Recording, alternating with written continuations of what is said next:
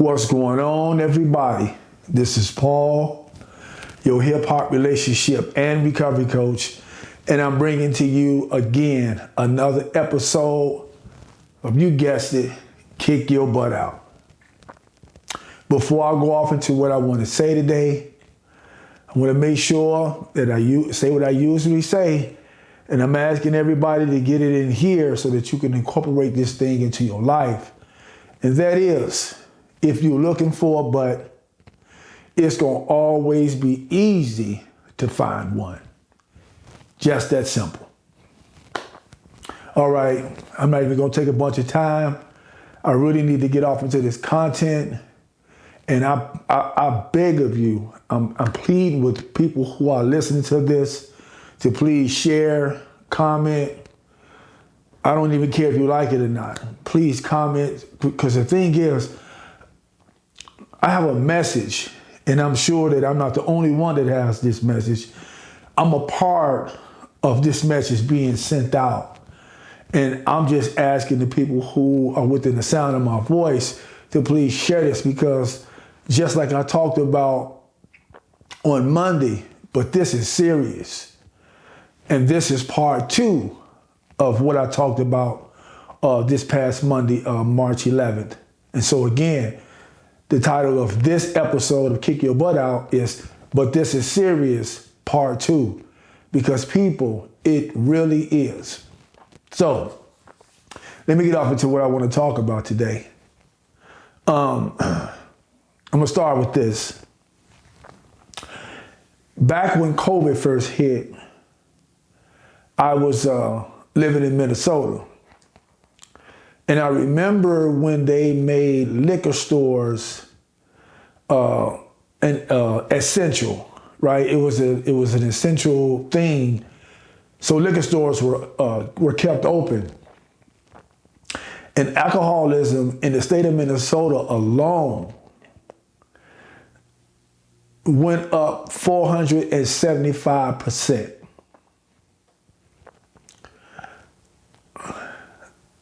And I found it hard to believe.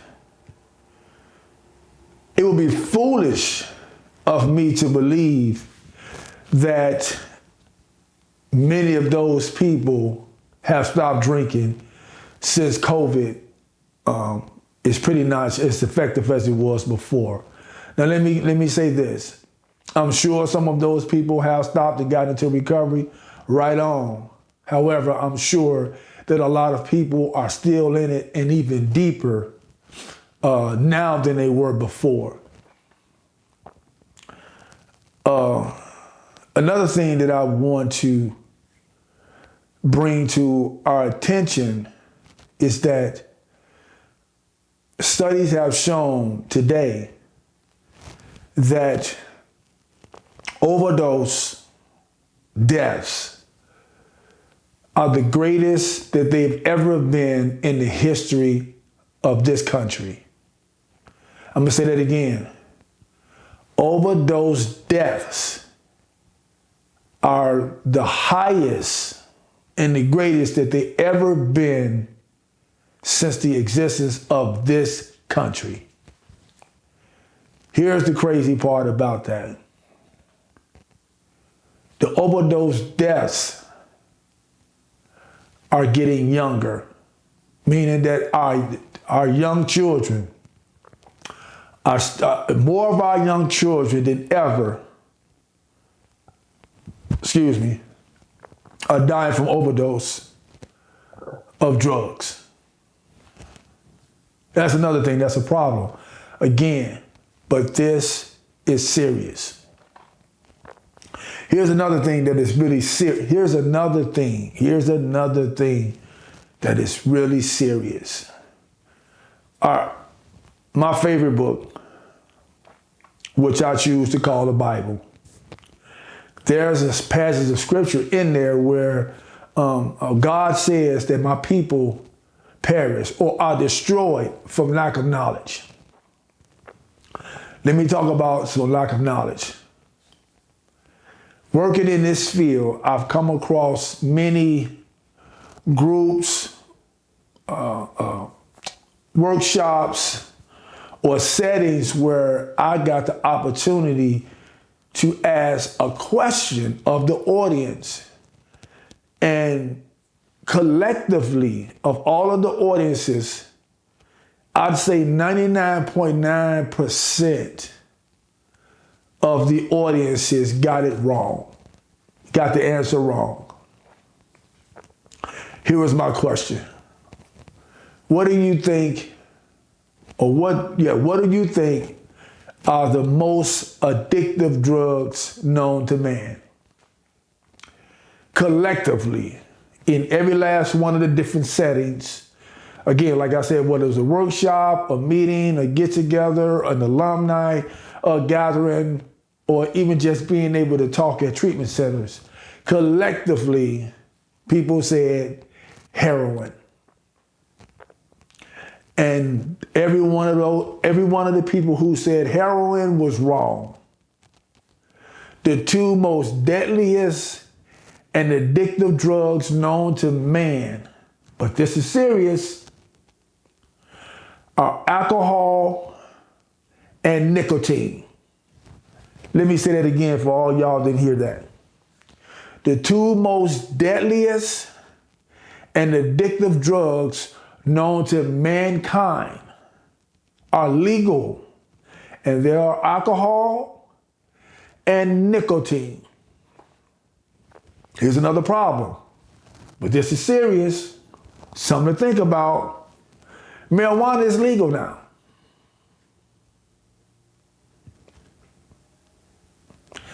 Marijuana is legal now. So what do you think is next? What do you think is next? So here's another thing. I have, when I'm doing when I'm talking at these treatment centers again, or these workshops or recovery gatherings, lots of people glorify marijuana like it's harmless because it's a plant and it comes from God's green earth. They're correct. It's a plant. And it comes from God's green earth and we smoke it, right? Okay. Guess what else is a plant and comes from God's green earth and we smoke that too? The coca plant or the coca leaf, which is cocaine. It's a plant. People live off that plant. That plant is used as medicine in a lot of situations, just like marijuana is medicinal. Okay. Not discriminating or not talking about marijuana. I'm just giving you some information that'll make you do like Arsenio Hall say, make you think. The other plant that we smoke that's green and it comes from God's green earth is the poppy seed, the poppy plant. That's where heroin comes from. And we smoke that too. Just like cocaine is harmful, just like heroin is harmful, at some point, because even if it wasn't harmful before, because of the fact that it has been regulated from a legal standpoint, and whoever the powers that be, they need to make sure that they keep making their money off of it, so they're gonna make it as potent or powerful as they need it to be, so people can continue to buy it, people can continue to smoke it, people can continue to consume it. And in order to do that, they're going to have to do some things to it to make sure that happens. I just want you to think, please, because this is serious. This is very serious, people. So, all of those things that I just talked about are very serious, right? Like I said, here's what's even more serious. Our youth, the youth of today's youth, has these deep consistent relationships with electronics. And through those electronics, we get to have our social settings and our social gatherings. We get to get our news. We get to get our information. And one of the things that's done through our social settings or our social exposure is drugs and alcohol are being glamorized more than ever. Oh, you know, you've taken away the power of cigarettes, you know, by not glamorizing that as much. But if you listen to your everyday songs, you listen to these everyday conversations, in some way, shape, form, or fashion, you're having drugs and you're having alcohol and marijuana and some drugs glamorized. Before I start using heroin use, I snorted heroin. I never used needles. I snorted heroin for 30 years. But heroin use, when I was exposed to it, was glamorized back home in the city of Chicago from a standpoint of everyone that I knew that was using heroin. They snorted heroin at first. So it wasn't like, I didn't get the Skid Row look. I didn't get the drug addict look, you know, from a standpoint of people who use needles having all of these marks on their arms. They were few and far in between. And I knew I would never do that. But the people that I was around the most and exposed to, my social gatherings, my social settings that I was around, was people who had money. And the people who had money was the people who snorted heroin. And they looked cool doing it. They had lots of money. They had all the little trinkets and, you know, the accessories, the jewelry, the cars, the houses, the money, you name it. They had it all. They had it all. And it was glamorized to me from that standpoint, and I was attracted to it. And I ended up snorting heroin, and I started off with some money. I started off with some things that quickly left. They quickly left. And what am I saying? Why did I say that? Again, because this is serious due to the fact that drugs and alcohol are being glamorized in the music that our kids are listening to today. And the crazy part about all that is that in our households and our schools, the places and the institutions, or, you know, the settings where the children are supposed to get the most positive feedback, positive education. The parents can't even say things to their children like they used to back in the days. The teachers can't even say things to the children like they used to do back in the days. When we were in school, our teachers were an extension of our households. From a standpoint of our households and our teachers helped to raise us. So the same type of discipline I got at home was the same type of discipline I got at school. I was a class clown. Let me make sure that I say that. I was a class clown. That's how I got a lot of my attention. But one thing you can say for sure is that my work was done and I got good grades.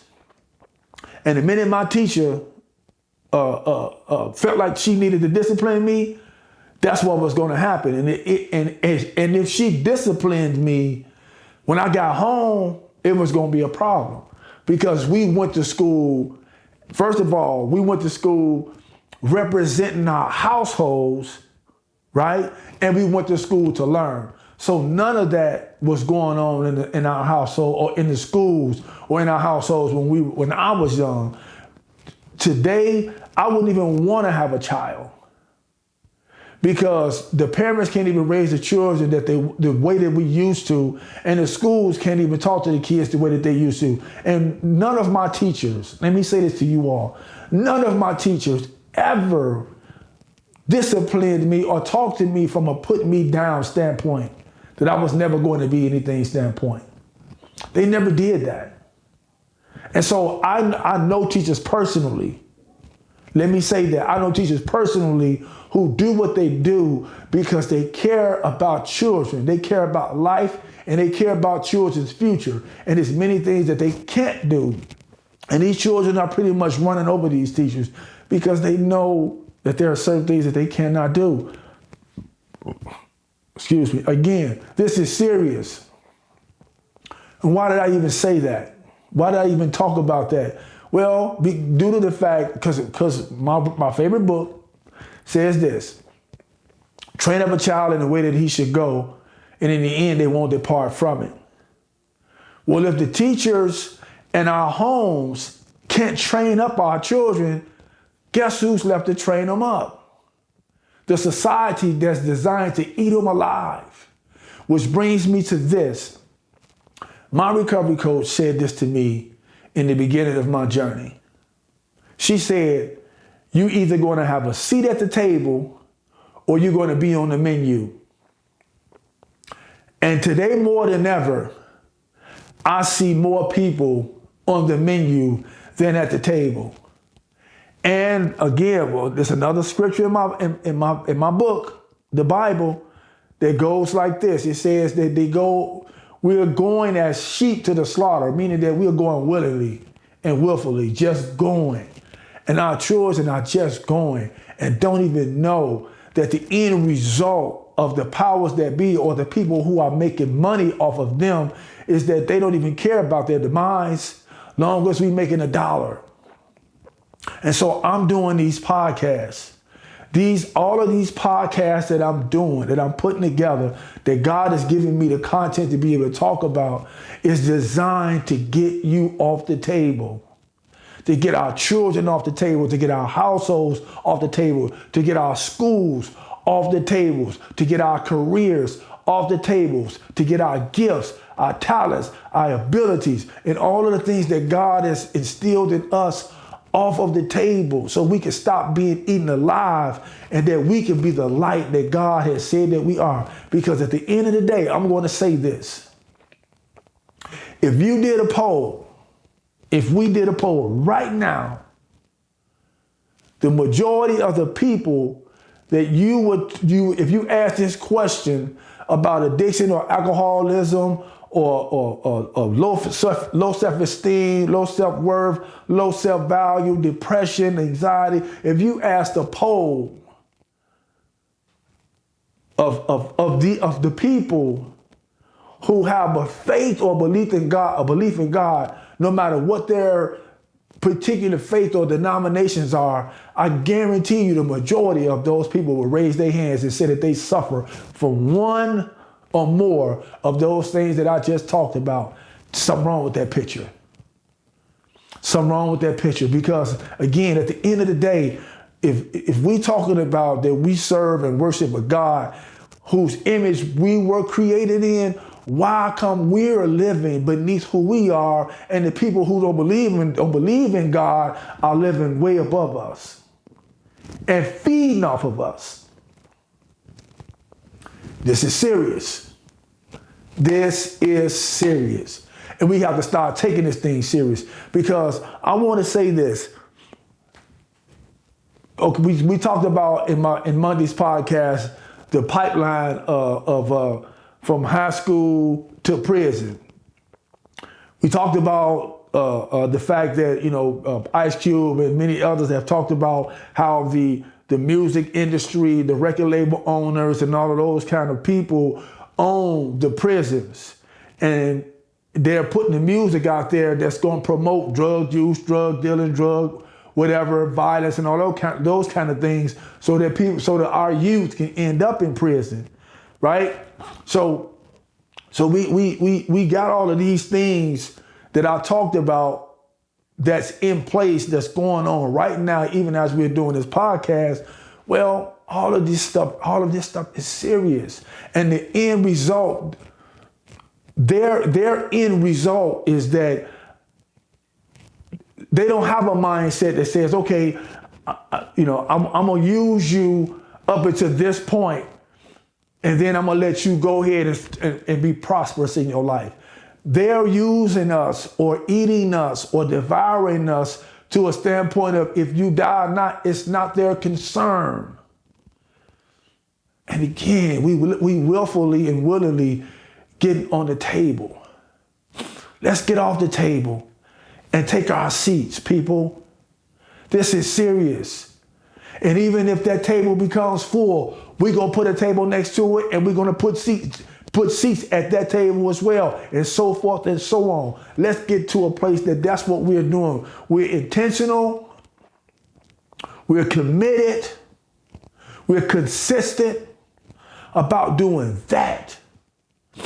Let's be intentional, committed, and consistent from a standpoint of saving lives rather than going as sheep to the slaughter.